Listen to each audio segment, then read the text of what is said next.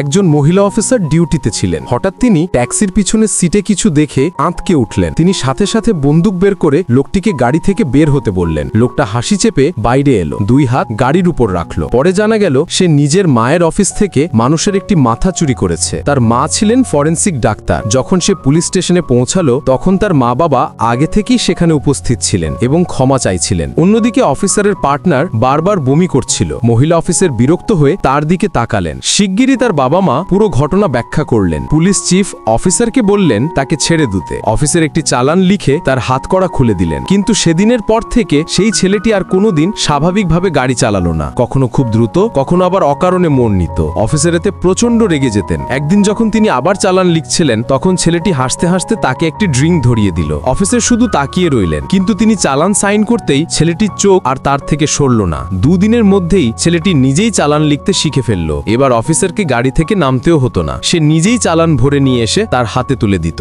একদিন officer speed radar চালু করলেন, দেখলেন ছেলেটির গাড়ি আবারও দ্রুত চলছে, কিন্তু তিনি প্রথমবারের মতো ছেড়ে দিলেন। কিছুক্ষণ পর সে আবার দ্রুত স্পিডে চলে গেল। অফিসারের সঙ্গী বলল, এবার তোকে কিছু করতে হবে। অফিসার সিদ্ধান্ত নিলেন এবার সতর্ক করতে হবে। তিনি একসাথে অনেকগুলো চালান লিখলেন এবং তাকে সিরিয়াসলি সতর্ক করলেন। কিন্তু ছেলেটির সব চালান এমনভাবে ভাঁজ করল যেন সেগুলো প্রেমপত্র। অনেকবার চালান পাওয়ার পরও সে হাল ছাড়ল না, গাড়ি নিয়ে বারবার একই জায়গায় ঘুরতে থাকলো। 2 মহিলা অফিসার গাড়িতে বসে তাকে দেখতে লাগলেন। তখন একপাশে দাঁড়ানো আরেক অফিসার বলল, এ তো তোমার প্রতি ফিদা মনে হচ্ছে। অবশেষে মহিলা অফিসারের ধৈর্য ভেঙে গেল। তিনি গাড়ি থেকে নেমে তাকে থামতে বললেন। তারপর নিজের গাড়ি থেকে একটি ব্রিফকেস বের করে তাকে মারতে শুরু করলেন। তিনি বললেন, কিছু বলতে চাইলে সোজাসুজি বলো। ছেলেটি চুপ করে রইল। তখন অফিসার আরেকটি চালান দিলেন এবং বললেন, এবার উত্তর লিখে দিও। তারপর তিনি ফিরে নিজের গাড়িতে চলে গেলেন। এভাবেই সেই দিন ছেলেটি এমন এক চালান পেল যেখানে অফিসারের ফোন নম্বর লেখা ছিল।